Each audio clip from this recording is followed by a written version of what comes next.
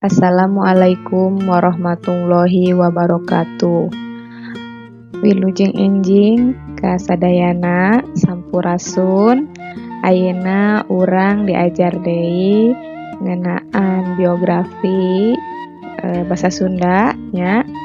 Ibu bade maparkeun naon wae eta biografi, naon wae fungsina sareng naon wae nu aya dina unsur-unsur biografi.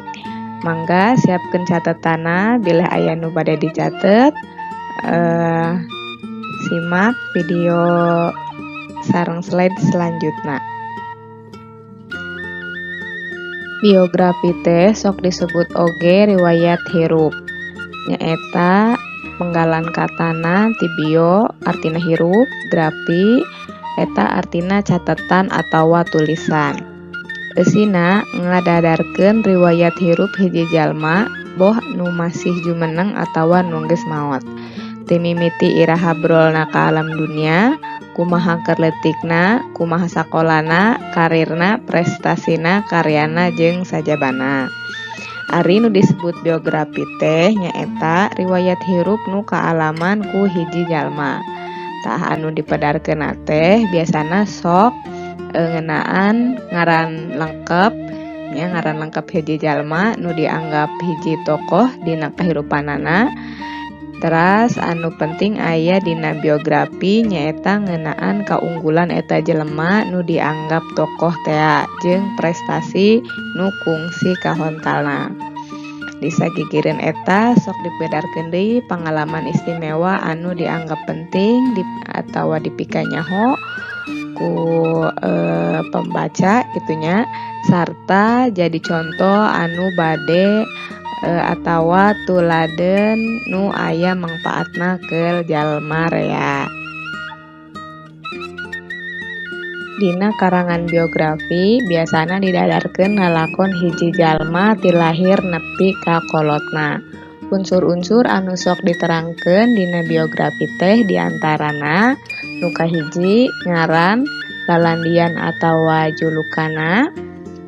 Teras nu kadua kalahiran jeung asal usul kulawargana. Nu katilu bentuk fisik jeung pasipatanana. Anu kaopat riwayat pendidikan jeung pagaweanana. Anu kalima pikiran atawa gagasana. Anu kagenep karya atawa hasil gawe. Teras nu terakhir nu katujuh prestasi jeung panganjen nu kungsi katarima. Tah ieu teh unsur-unsur nu aya dina teks biografi. Contona teks anu di LKS anu judulna Yus Rusiana Profesor ti Pamengpeuk. Mangpaat maca biografi. Anu kahiji nulad kana pangalaman hirup hiji inohong. Hiji inohong teh bisa disebut hiji tokoh nya. Ku hal eta ku maca biografi hiji tokoh urang diajar atawa ngeunteung kana lalampahan hirupna. Yen pikeun sukses atawa bisa ngahontal naon anu dicita-citakeun teh butuh perjuangan, sumanget jeung gawe anu toh-tohan. Atawa urang bisa ngeunteung kumaha cara anjeunna bisa ngarengsekeun jeung ngungkulan rupa-rupa masalah kahirupan. Aya kalana nu kalaritu teh bisa jadi sumanget keur urang dina ngalakonan kahirupan. Anu kadua bisa maca gagasan atau pikiran hiji tokoh. Tah, eta gagasan teh aya kalana diwujudkeun dina karya gawe anu rancage atawa ngahasilkeun hiji ciciptaan anu samemehna teu kagarap ku batur. Tah, biografi tokoh-tokoh nu kungsi nimukeun rupa-rupa barang jeung kaca karancagean. Tah contona teh biografi B.J. Habibie. Tah eta jalma anu gagasan, karancagean jeung pikiranana kacida maju. Teras nu katilu biografi hiji tokoh bagian tina dokumen sejarah. Tah ku kituna biografi teh bisa dianggap dokumen sejarah anu penting. Contona biografi model kieu diantarana biografi presiden, biografi tokoh politik, atawa biografi jalma anu kabeneran jadi saksi penting hiji babak sejarah. Misalnya orang bade hoyong ningali sejarah Indonesia teh tiasa maca biografi Presiden Soekarno atau pahlawan anu sanesna. Anu kaopat, maham hiji kajadian atau peristiwa tina sawangan anu beda-beda.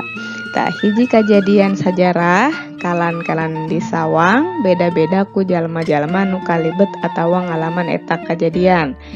Beda sawangan teh timbul lantaran aya kepentingan-kepentingan pribadi atawa bebedaan sawangan. Ya sawangan teh persepsi.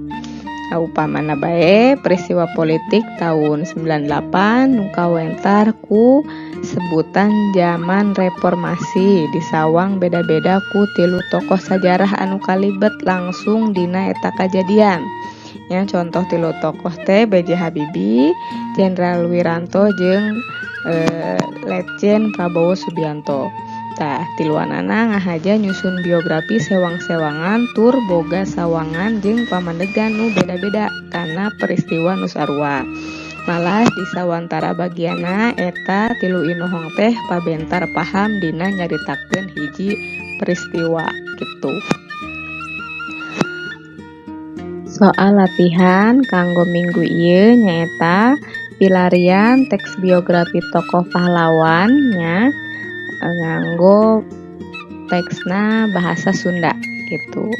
Kumpulkeun ka sakola paling telat hari Sabtu tanggal 26 Februari. Mangga bade ditulis dina buku catatan atanapi non teh di print gitunya. Tekedah berwarna ge teu naon, nu penting teksna aya ngangge bahasa Sunda. Mangga bade diprint atanapi ditulis sami wae. Ku Ibu Antos dinten Sabtu. Sakitu wae pelajaran dinten ieu pami aya nu teu ngartos mangga tiasa naros ka WA. Hapunten bilih aya kalepatan dina nerangkeun teks biografi. Ibu tutup, wabillahi taufiq wal hidayah. Wassalamualaikum warahmatullahi wabarakatuh.